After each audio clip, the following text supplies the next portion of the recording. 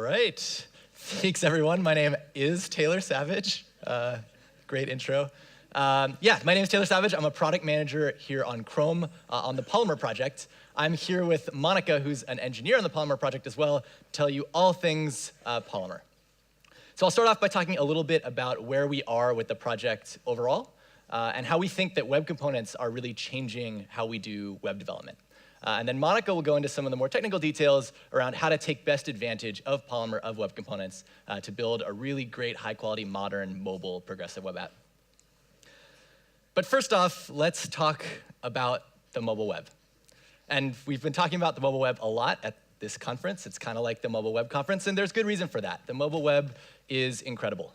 There's never been a more important time to have an open, decentralized communication network where anyone in the world can access this information coming from anyone else in the world. And as developers, this is incredibly exciting. You can put something up on the web, and a user somewhere halfway across the globe is just a URL away from accessing your application. That's great, but for developers, there's also a dark side to the mobile web. And if you've been doing mobile web development, if you've been really trying to get the best possible user experience across to your users on their mobile devices, you know this dark side, which is that we are at war with phones.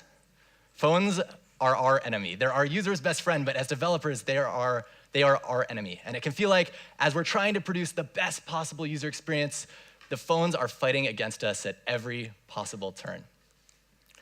Mobile networks are vast. There are over 2 billion users with a mobile smartphone in their pocket to access our web applications. But chances are a large percentage of those users are on slow, unreliable, expensive data connections, or they're not on a data connection at all. And that's something that we've never had to really deal with as web developers, as developing for the desktop web where you're plugged into the wall at all times. Mobile devices are everywhere. They're in everyone's pockets. You're a pocket reach away from a great user experience on the mobile web. But that means that mobile phones are fundamentally performance constrained. They need to have this tiny little battery that can power them all day long, and they need, for when you take them out of your pocket, for them to not burn your hand. And that means that for the battery to last all day, to power the sensors and the radios, and not to mention this high-resolution screen, it's going to be very constrained in terms of the power that it can actually deliver to the CPUs that are doing your math for you, that are running your application.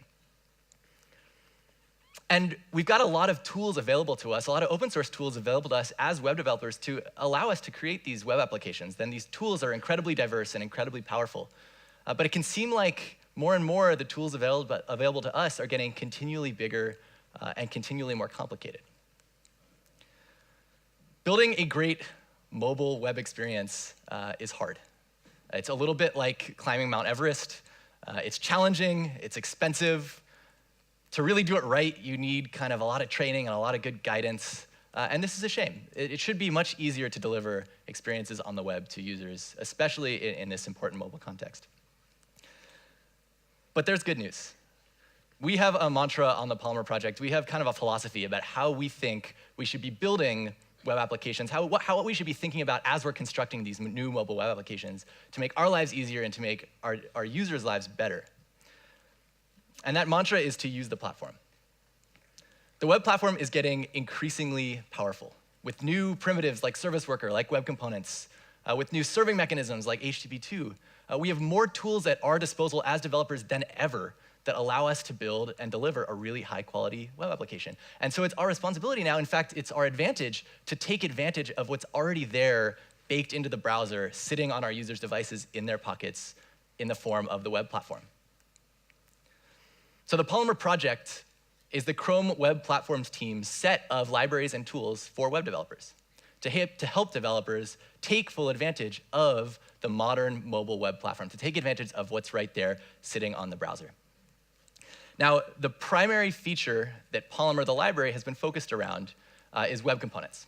And web components is an umbrella term for a set of low-level APIs baked into the web platform, new web platform specs that allow you, the developer, to create reusable, composable components on the web. They create a new component model on the web, allowing you to essentially extend the HTML language, to create your own HTML tags that get understood by the browser just like any other baked-in HTML tag. Now, if you've been following web components. They've been around for a little while now. So the first spec came out in 2012, which was a while ago. And frankly, back then, we were over-optimistic. We were over-optimistic as to the speed at which web components would become broadly cross-browser supported. But this is OK. We went back to work. We went back to work with all other major browser vendors to work out an updated set of these APIs. The idea was sound. Everyone was on board with the idea. We just needed to kind of work out the kinks in the APIs themselves.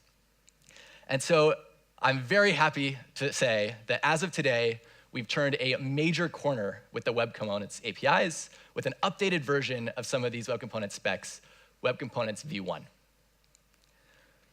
So previously, Web Component support was scattered and it was varied. Template was supported about across the board, across all major browsers, but Shadow DOM and custom element support was either behind a flag or unsupported in most browsers. Today, with Web Components v1, as you heard earlier at the keynote, the story is completely changed. So all major browser vendors are on board with shipping Shadow DOM and custom elements v1 versions of the specs. In fact, Safari 10 that just shipped recently has Shadow DOM v1 shipped. Chrome has Shadow DOM v1 shipped. It's on the high priority roadmap of Edge. This is a very exciting time for web components. HTML imports are still on hold as we're working out how they're going to interact with ES6 modules, but I'm confident we'll come to a really good solution for how to load HTML with HTML. So I can't say this enough. This is a huge turning point for web components. At Google I/O earlier this year, I said that cross-browser web components was not a matter of if, but a matter of when. And when is right now. Cross-browser web components are here with Web Components v1. Which brings me to Polymer. So the Polymer library, the library itself that kind of forms the soul of the Polymer project, is a lightweight layer on top of these Web Components APIs. And it's designed as an opinionated way to pull together these different low-level specs, these low-level APIs, and make it easy to build, for us developers, to build a reusable web component, a reusable custom element. Now, Polymer started out as an experiment. It has evolved with web components as the web components specs themselves have evolved. So Polymer started out just kind of to test out what would be the different low-level features that we would need as a web developer to create this kind of reusable element, to extend HTML. So Polymer 0.5 was the last release of Polymer that was still kind of in this experiment mode. And then after a few years of iteration, after working on the specs, after working on the library, it turned out that these web components things were actually pretty powerful. And so last year, we released the 1.0 version of the Polymer library, which was the production-ready version of Polymer. It allowed us as developers to take advantage of web components today in production applications without necessarily the APIs having to yet be shipped broadly across the different browsers. So Polymer has kind of quietly been out for a little over a year. And I think because Polymer started out so much as an experiment with these very early web component specs, we often get the question, who is using Polymer? Is anyone actually using Polymer in the wild? So I want to just name a few of the companies that are using Polymer in production today. So Polymer is used by Comcast, which is the largest media company in the world. It's used by the USA Today, which is the flagship brand of the largest newspaper publisher in the US, Gannett. It's used by ING, which is the largest online bank in Europe. It's used by Net-a-Porter, the largest luxury fashion e-commerce company. Polymer is used by BBVA, which is one of the largest banks in Spain and Latin America. By Coca-Cola, which is the largest beverage company in the world. It's used by Electronic Arts, which is one of the largest game publishers in the world. By Predix, which is the software platform for the industrial Internet of Things from General Electric, which is the largest digital industrial company in the world. And of course, Polymer is used here at Google, actually quite heavily here at Google, on some of our biggest user-facing products. So Polymer is used in Chrome, in the Chrome UI pages, which has over 1 billion users. It's used in Play Music. It's used in YouTube gaming. And just recently, at the Polymer Summit a few weeks ago, we announced that Polymer is actually being used on YouTube. YouTube, which is one of Google's biggest products, also with over 1 billion users, is now building the next generation of their mobile and desktop applications all on top of Polymer. So there's an immense organizational power that we're seeing to relying on standards. To relying on standards-based web development, you get this seamless, frictionless sharing of code that we've never been able to really, truly achieve across all kinds of different teams on the web platform before. And we're seeing more and more large companies going all in with Polymer, with web components, with web standards-based development using the platform. So a big value prop for web components is that they're interoperable, that you can build a component with browser-based technology and then share it to other members on your team, share it with other teams at your company, share it with the overall ecosystem, and anyone can take advantage of that component no matter what kind of stack they're using, no matter what the rest of their JavaScript stack looks like. But this is great, but clearly we've got big projects working with web components, big teams that want to not just build components, but want to build entire applications.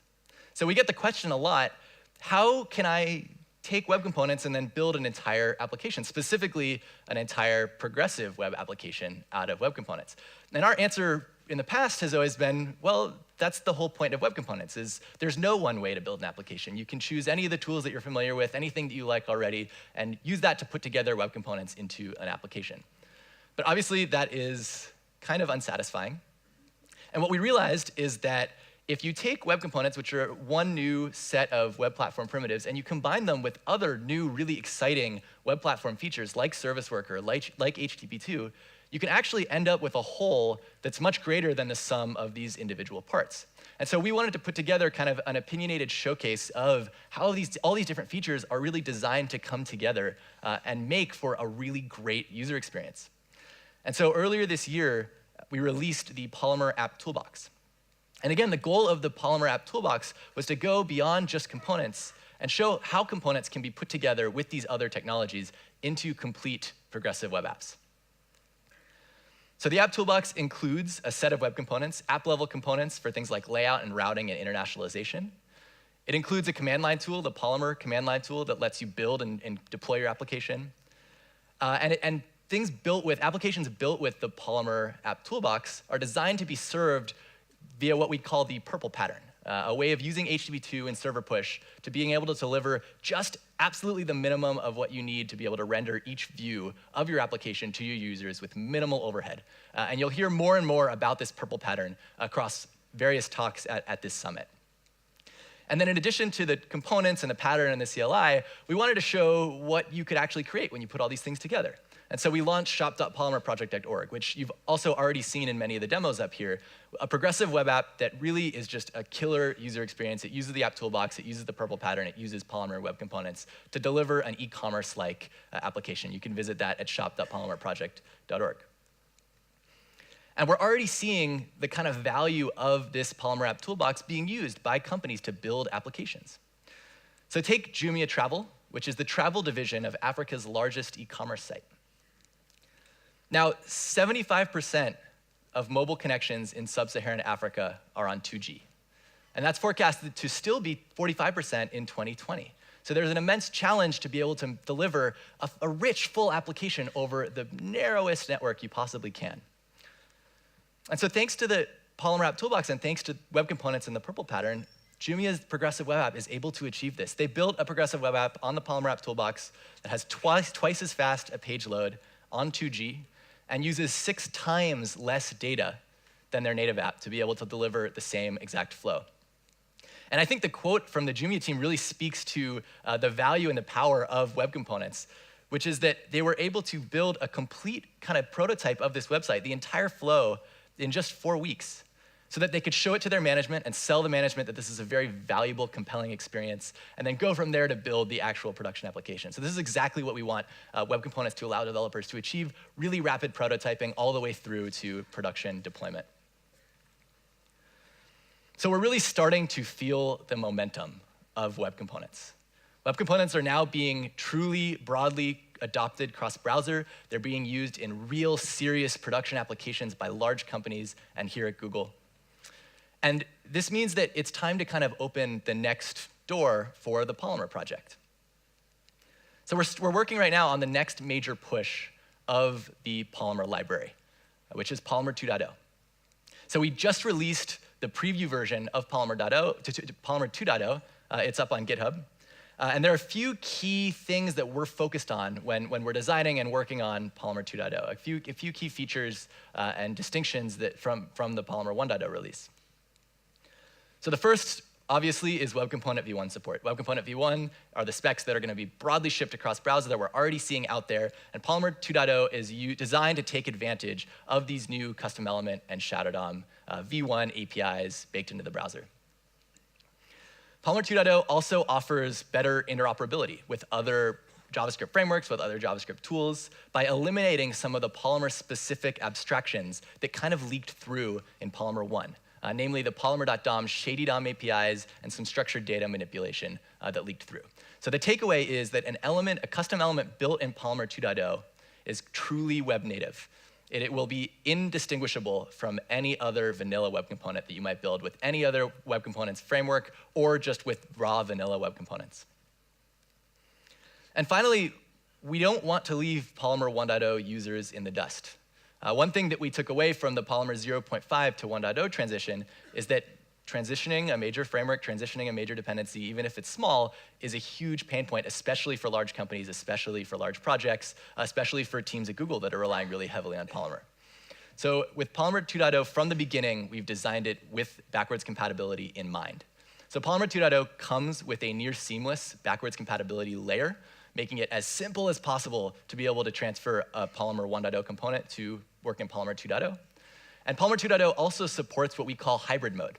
And hybrid mode means that there's a way to write a component such that it can work on Polymer 1 or on Polymer 2.0. And so what this allows is if you've got lots of components in your application, if you've got lots of components shared across your company, you can incrementally upgrade one element at a time while your application is still live in production. And once all of these components are upgraded to this hybrid mode, you can switch over from using Polymer 1 to using Polymer 2.0, and then continue to take advantage of the Polymer 2.0's specific features. So it's a much, much easier, much smoother, more seamless upgrade process than having to stop all the presses and upgrade everything at once before you put your application back into production. So Polymer 0.5 was an experiment for web components. Polymer 1.0 was allowing you to use and achieve the promise of web components in production.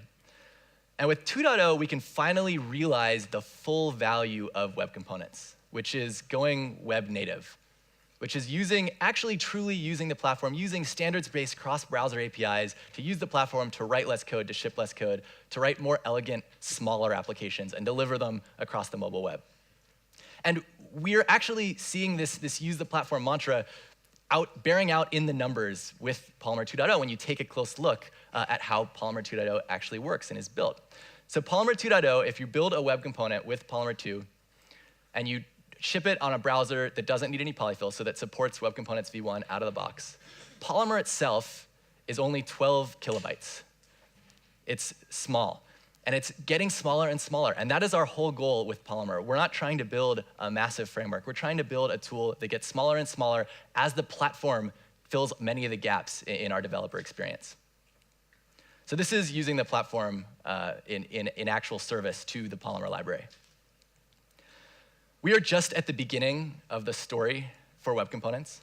And we're still actively figuring out all the kind of best practices and best ways that we as developers, as teams, as an ecosystem, can take advantage of all the things that web components provide. So we've been building web components for a few years on the Polymer team, and we've certainly learned a lot in those few years. And so here to tell you more about how to take advantage of web components in the browser and how to build really killer applications using web components is Monica, an engineer on the Polymer team.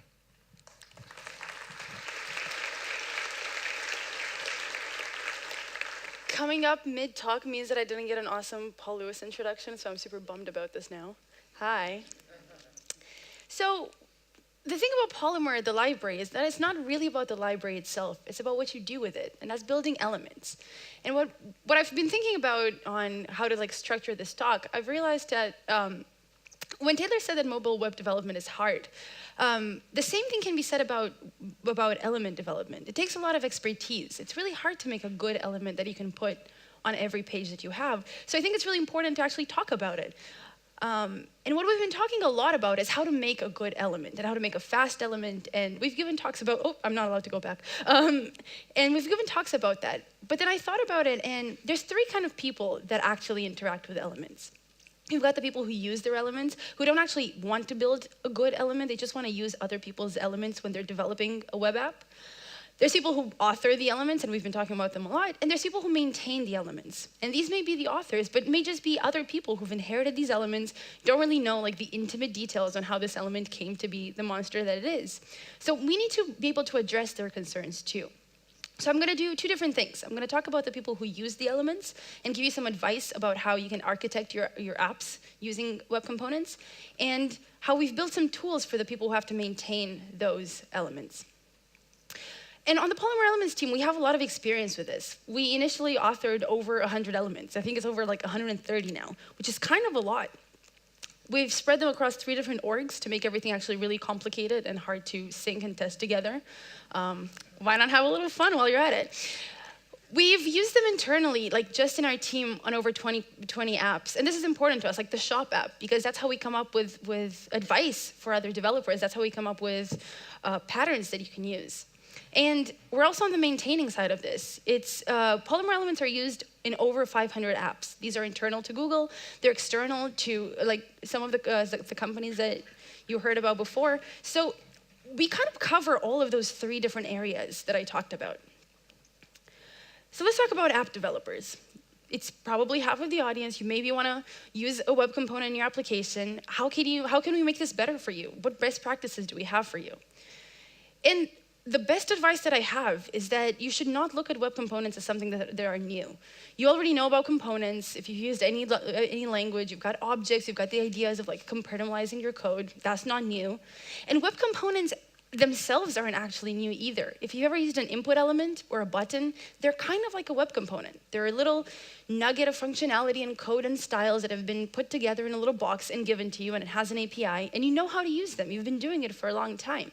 What's new is that other people can now build these web components that are just as powerful as input and button. They just have different names, and you should treat them basically in the same way that you've been treating input. So I built this really, to demonstrate like the next example, I built this really dumb app for the Polymer Summit. It's basically a emoji social network where it's kind of like Twitter and Slack jammed into one, but instead of being useful, the only thing you can type is English and it gets translated to emoji. So the only thing that you see is like a stream of emoji. And I'm walking around with a beacon now. I've got my first physical web beacon, so if you're like around me, you can actually get a link to it. It's mojibrag.firebase.app.com. But when I was designing it, I was like, okay, cool. Let's say that I've never used a web component before, and I want to design an app with them. What do I do? And it's basically the same way that you would use like a normal application. You just think about the features that you have in your application. Somehow, I have to authenticate a user. Then I got to show them something, like a giant screen of a blob of text.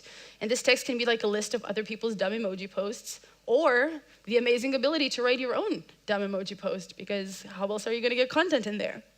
And once you figure out these features, you can like go ahead and dig deeper in each of them. Well, when you write a post, you have to somehow translate from English to emoji.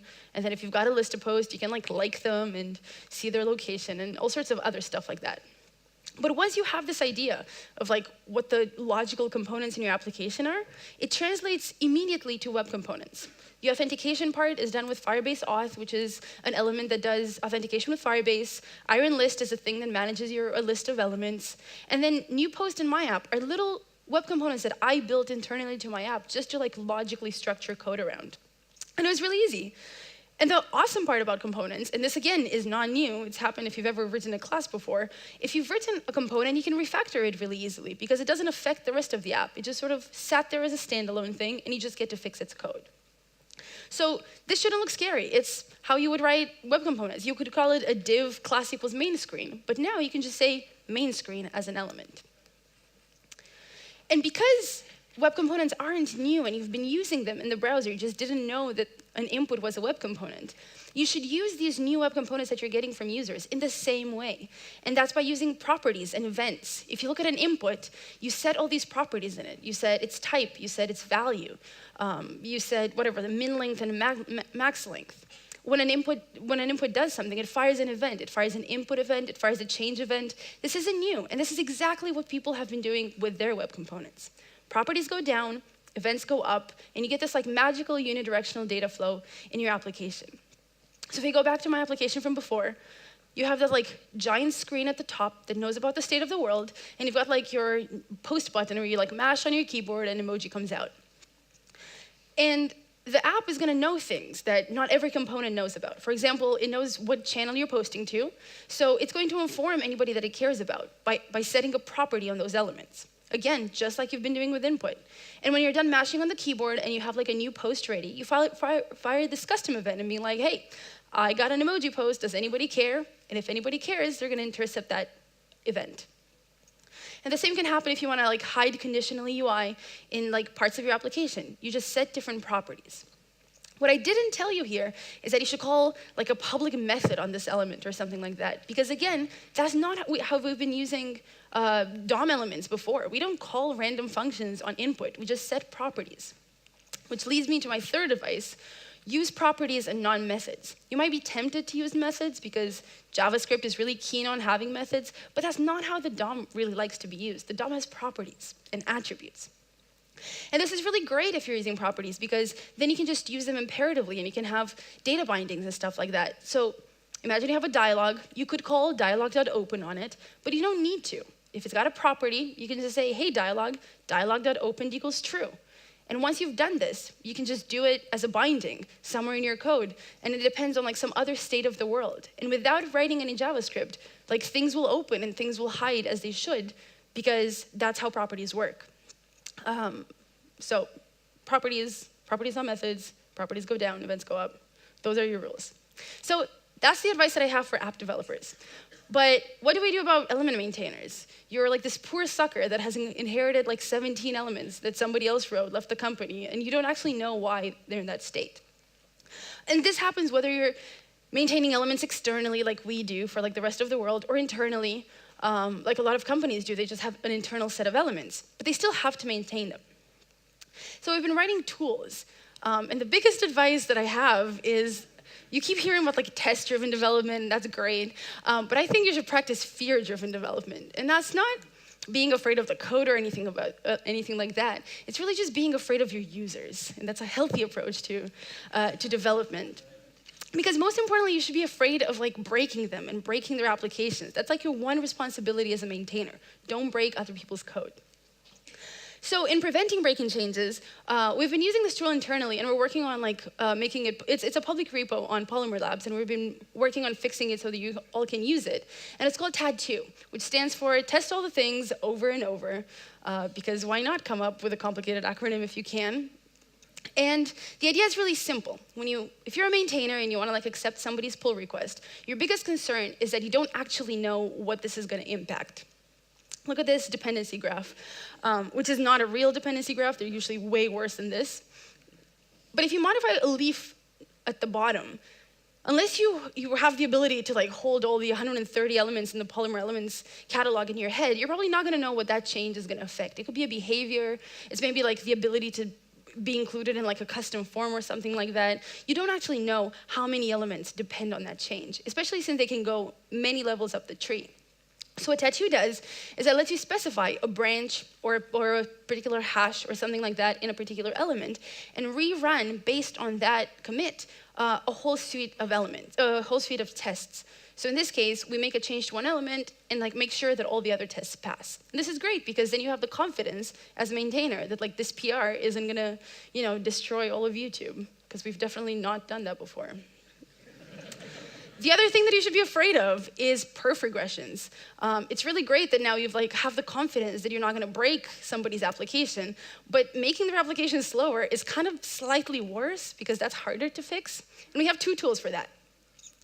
The first one is polydev, which is a Chrome extension, and you can run it on any app that uses custom elements, and basically ranks how expensive the elements that it sees on the page are. And it's great if you want to audit your page and make sure that as you're contributing to an app. So this is also good for the app developers. As you're fixing your app, the performance sort of stays as you expect. But it's also really good for maintainers. If you have a giant catalog that has different demos for different elements, and one of these elements that used to be really cheap after a commit suddenly spikes to the top, that probably means something bad has happened and you want to undo that change. So that's what polydev does for you. It's in the Chrome Web Store. You can download it. It's awesome. My favorite tool is polyperf.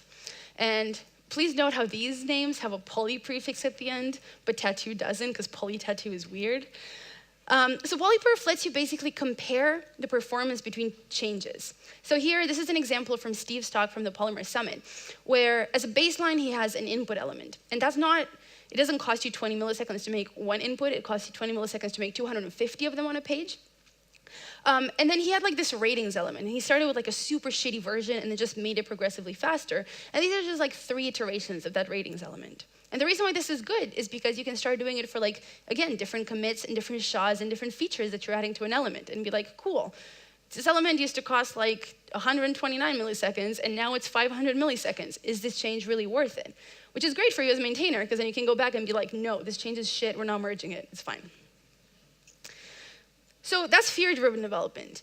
The sort of parallel and kinder version of development to that is demo-driven development. If you think about your users, they don't really, like I personally can't look at a snippet of code and be like, I totally know what that element looks like and how it's gonna fit on my page, that's great. I can only like look at demos and be like, I want it, I want the shiny button. So that's what demo snippet is for. Demo snippet lets you write basically how you would use that element, shows you what the code is, and shows you what that element looks like. Here's a whole bunch of paper fab buttons. Fab stands for floating action button, not fabulous, and it took me about 1.5 years on the team to find that out, and I was super sad. I think fabulous button is a way better name, but nobody listens to me. So that's a demo snippet. It's really great, and we've like heard that Comcast, for example, uses this element very aggressively internally to just be like, these are all the elements we have. This is what they look like. Do you care? And we've taken this like demo approach very aggressively to the new beta site for the webcomponents.org. So beta.webcomponents.org is the new element catalog where we're moving all of our elements to. And it basically supports collections and elements, and they're curated collections. You can make a collection called Fabulous Elements, and you can add all sorts of web components to it. So when people search for fabulous elements, they'll get to it.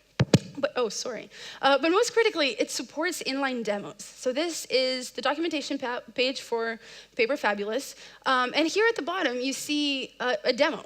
And it's a snippet. But the best thing about this snippet is that it's not static, like the demo snippet used to be. It's actually interactive. So here I can change the contents of one of these buttons. Or I can even add a style, because this kind of element advertises a custom property to change its color.